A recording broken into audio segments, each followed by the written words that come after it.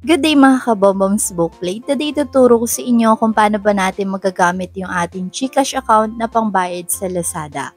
Pero, hindi tayo mismo sa ating GCash account magli-link. Ang gagawin natin, lalabas tayo dito sa ating GCash app dahil ang kailangan natin is yung ating Lazada app.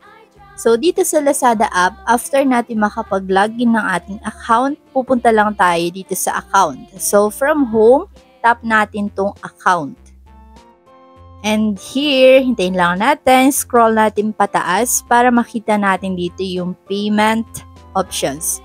So, under ng My Lazada Wallet, makikita nyo yung payment options. Ito yung i-click natin para mapunta tayo dun sa pagli-link.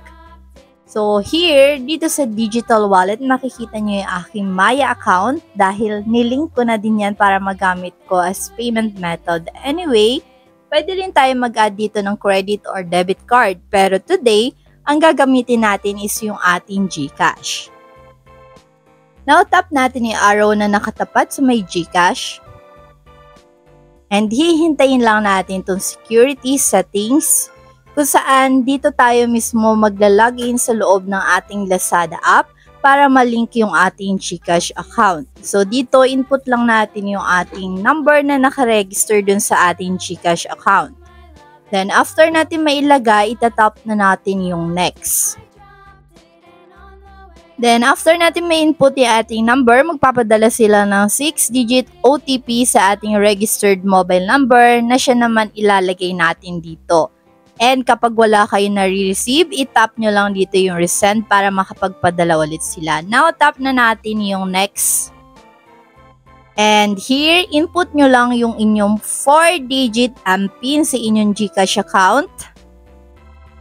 Then, habang ini-input ko pa, huwag nyong kalimutan. Like, subscribe, and hit the notification bell for good luck. After natin matap yung next, now, itatap naman natin tong box kung saan mag-agree tayo sa GCash terms and conditions. Now, almost done na tayo. Tap na natin tong authorize. Then, that's it. Mababasa natin dito, online payment linking successful. Tap natin yung OK. And here, mareredirect ulit tayo sa ating Lazada. Tap na natin yung got it. Anyway, kung meron pa rin kayong mga katanungan or suggestion, iwan nyo lang yan sa ating comment section. And by the way, mga kabomboms, kung interesado pala kayo sa topic na paano ba ma-refund yung pera nyo pag mali yung na-receive nyo or may damage yung item na naipadala sa inyo, ang link nito ay nasa ating comment section.